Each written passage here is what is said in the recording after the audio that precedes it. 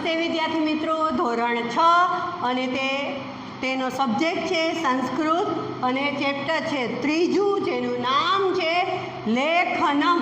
લેખનમ એટલે લખવું, બરાબર.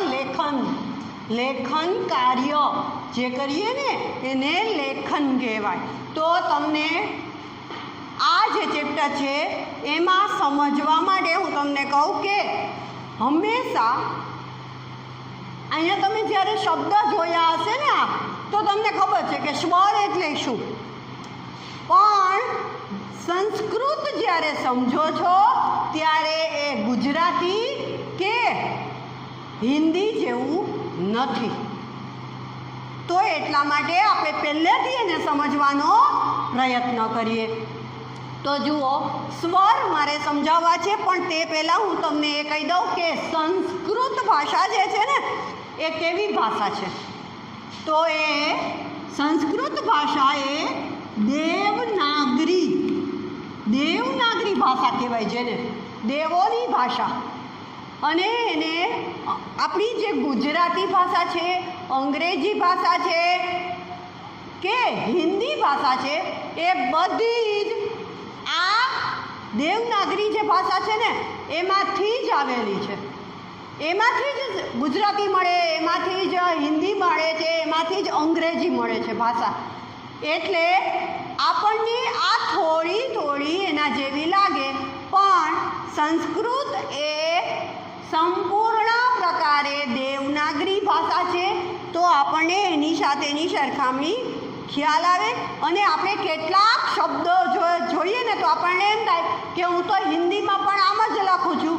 એટલે કારણ કે દેવનાગરી લિપિમાંથી જ દેવનાગરી લિપિ જે લખાણ હોય ને, દેવનાગરીનું લખાણ, એમાંથી જ હિન્દી ભાષા ઉતરેલી છે.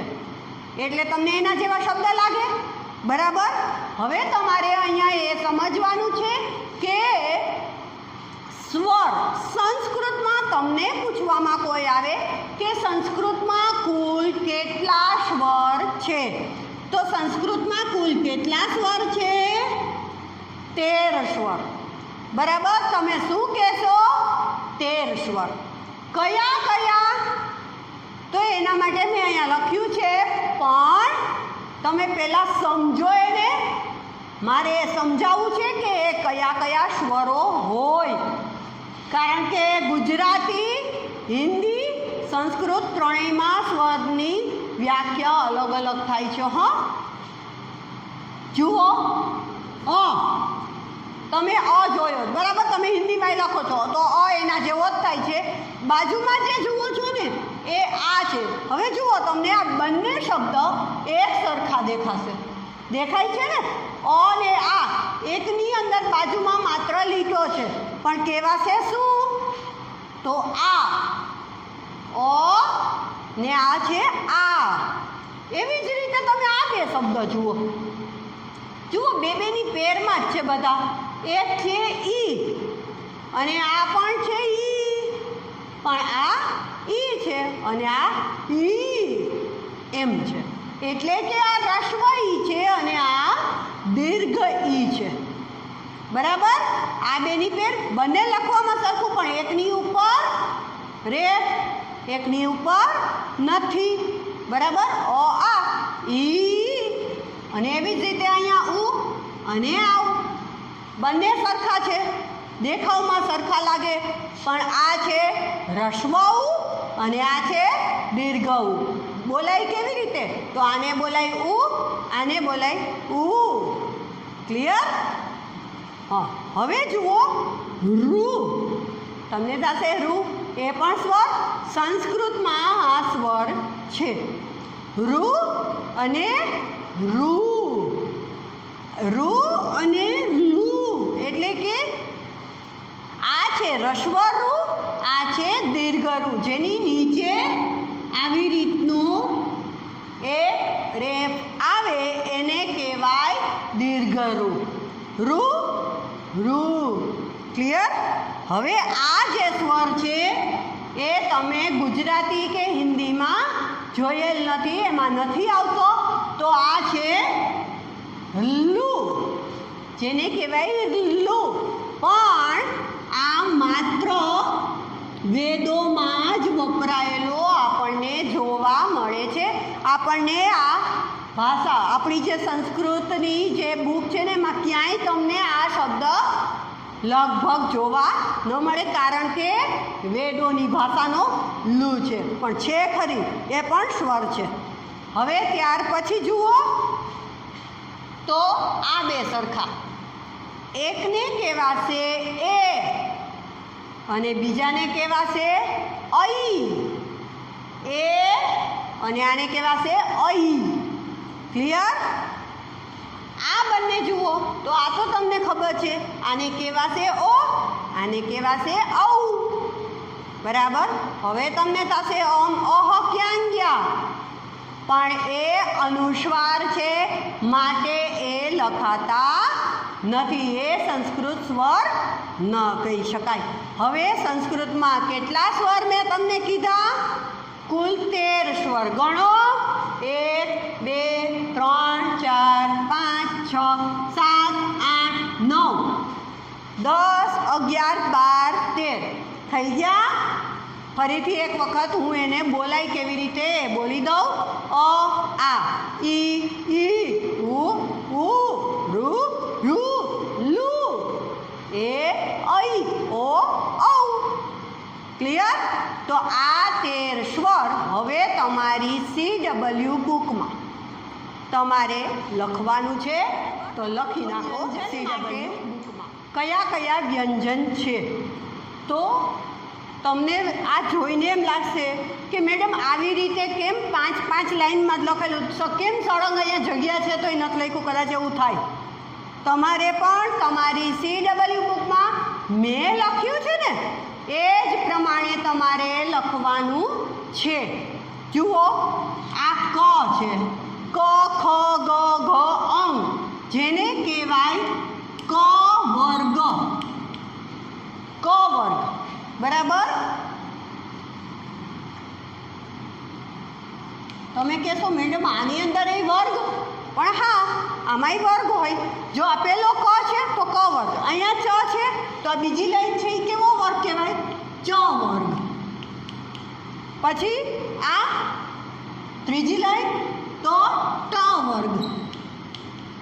પછી ચોથી લાઈન તો એને કહેવાય ત વર્ગ. ત. પાંચમી લાઈન તો એને કહેવાય પ વર્ગ. આટલું ક્લિયર? ક ચ ટ ત પ. કુચુટુકુ એવું કહેવાય છે, એ નથી સમજવું, પણ આટલું વિચારી લ્યો કે પહેલી લાઈન એ ક વર્ગ, બીજી લાઈન ચ વર્ગ, ટ વર્ગ, ત વર્ગ ને પ વર્ગ. હવે તમને કદાચ કોઈ કહે કે ટ વર્ગના શબ્દ અક્ષરો કયા કયા થાય? ટ વર્ગના તો ટ ઠ ડ ઢ હણ, આ બધા કેવા છે? તો ટ વર્ગના. એવી જ રીતે ક વર્ગના કહું તો ક ખ ગ ઘ, આને કહેવાય હા. તમારા માટે 2 અક્ષર નવા હશે તો એને બોલાય કેવી રીતે? તો આ જે છે એને બોલાય અંગ. નાકમાંથી બોલો, આ અંગ નાકમાંથી બોલાય ને એવું, કારણ કે આ બધા જ અંગ યણ તો એ બધા જ અહીંયા જે આ 5 ના અનુનાસિક શબ્દ છે. કેવા છે? અનુનાસિક. તો અંગ યણ નમ, આને કહેવાય અંગ, નાકમાંથી બોલો. આને કહેવાય ય, યને નાકમાંથી બોલો, યને ય. બરાબર? તો ય એટલે નાકમાંથી બોલાય. અંગ યણ નમ એ અનુનાસિક છે. ક્લિયર? આટલું ક્લિયર? હવે ક વર્ગ, ચ વર્ગ, ટ વર્ગ, ત વર્ગ ને પ વર્ગ ક્લિયર? બરાબર? હવે તમને વિચાર આવશે કે મેડમ આ શેનું છે? આમ આ કેમ કર્યું છે? બરાબર ને? કે કેમ આટલું જ ન કર્યું, કે ક લખીને કેમ છોડી ન દીધું? તો એના માટે હું તમને કહી દઉં કે ક છે ને હંમેશા વ્યંજન કોઈ દિવસ એકલા બોલાય નહીં. વ્યંજનને બોલવા માટે હંમેશા સ્વરની જરૂર પડે. જ્યારે સ્વર છે એને એકલા બોલાય. અ આ ઈ ઉ એ બધા બોલી શકીએ છીએ ને, તો એ બધા એકલા બોલાય. પણ આમ જે છે ને આ એ શું છે, આનો મતલબ ખોડો કર્યો કહેવાય, અથવા તો એને અડધો ક કહેવાય. આમ કર્યું મતલબ મેં અડધો ક કર્યો છે, એટલે કે આવી રીતે જે આપણે અડધો ક આમ લખીએ ને આ, તો આવો અડધો ક આને સમજવો. જ્યારે નીચે ખોડો હોય આને કહેવાય ખોડો અક્ષર, ખોડો અક્ષર. તો આવો આને કહેવાય ખોડો અક્ષર. ખોડો અક્ષર મતલબ તો અડધો અક્ષર. ધારો કે ક છે તો ક આટલો જ લખવો હોય તો એને અડધો કહેવાય ને, પણ હું આખો લખી અને નીચે આમ કરું ને તો એ પણ અડધો ક કહેવાય. ક્લિયર? એટલે મેં બધામાં, કારણ કે આ વ્યંજન ક્યારેય સ્વર વગર ન બોલી શકાય. બધા જ વ્યંજનને પ્રત્યેક વ્યંજન બોલવા છે, એટલે પાછળ કોઈ પણ એક સ્વર લાગે તો જ એ આખો ક બને. જુઓ અહીંયા ક બનાવવો છે, આપણે આખો ક બનાવવો છે, તો એના માટે અડધો ક પ્લસ શું બને તો અ. આ બે મિશ્રણ થાય ને, આ બેને ભેગા કરીએ ને ત્યારે આ આખો ક બને. મારે આ ક આવી રીતે ન લખવો હોય અને હું આમ લખું તો પણ એ અડધો જ ક કહેવાય. ક્લિયર? આ જે છે હજી હમણાં તમે ન લખતા, તમે પહેલાં સમજો. હું તમને આ લખેલું મોકલાવીશ, CWમાં લખવા માટે હું તમને મોકલાવીશ, પણ આ જે છે એ માત્ર સમજો. આમાં કેટલાક શબ્દ એક સરખા જેવા છે, બરાબર? તમે તમારી બુક જોશો ને તો તમને થશે કે કેમ અલગ અલગ શબ્દો આપેલા છે, પણ એ બુકની અંદર પહેલી લીટી જુઓ તો એકમાં આપ્યું છે ઘ. જુઓ, એકમાં આપ્યો છે આ વર્ણ અને બીજામાં આપ્યો છે આ વર્ણ. વર્ણ એટલે શબ્દ, અક્ષર, બરાબર? તો આ ઘ અને આને કહેવાય ધ. બે લખવામાં સરખા છે ને, પણ તમે ધની જગ્યાએ આ લખો તો સાચું પડે ન પડે. તમારે ઘર લખવું છે, ઘર, અને એની જગ્યાએ તમે આ લખી નાખો તો કેવું થાય? તો ધર થાય ને. એટલે બે અક્ષરની તમારે એક સરખા અક્ષર લાગતા હોય ને એવા તમને દેખાડેલા છે કે આ બે અક્ષર છે સરખા, પણ બોલાય છે અલગ અલગ, લખાય છે અલગ અલગ. માત્ર દેખાવમાં થોડો ઘણો ફેર હોય પણ લાગે છે સરખા. એટલે અહીંયા લેખનમાં હું તમને મોકલું એ જ પ્રમાણે તમારે લખવાનું રહેશે. ક્લિયર? તો આ હમણાં ન લખતા, બરાબર? ખાલી સમજો કે આ કહેવાય ક, ચ, ટ, ત, પ. પ વર્ગના શબ્દ ક. હવે તમે જોશો ને તો આમાંય ઘણું બધું છે કે આને કહેવાય કંઠીય વર્ણ, જે કંઠમાંથી બોલવામાં આવે. તમે ક, ખ, ગ, ઘ, અ આ બધું બોલશો ને તો તમારા હોઠ ભેગા જ નહીં થાય ક્યાંય. જોઈ લો, પ્રયત્ન કરો, કંઠમાંથી નીકળશે બધા શબ્દ.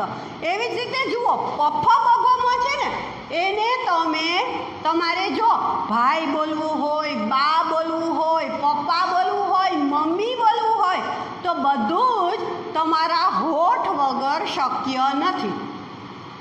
હોઠ વગર શક્ય છે. આપણને એમ થાય ને કે આપણે કોઈ પણ બાળકનો જન્મ થાય ને તો સૌથી પહેલો એ કયો શબ્દ બોલે? તો બા બોલે, મમ્મી બોલે, પપ્પા બોલે, આવા મામા બોલે, એવા શબ્દ બોલે જ ને. શું કામ? કારણ કે બાળકને દાંત નથી હોતા. એ બાળકને દાંત નથી હોતા પણ હોઠ હોય છે. તો આ હોઠવાળા શબ્દ છે બધા જ. પ, ફ, બ, ભ, મ હોઠથી બોલાતા. એક વખત હોઠને પકડી રાખો, તમારા બે હોઠને પકડી રાખો અને પપ્પા બાબામાં મમ્મી પપ્પા બોલો.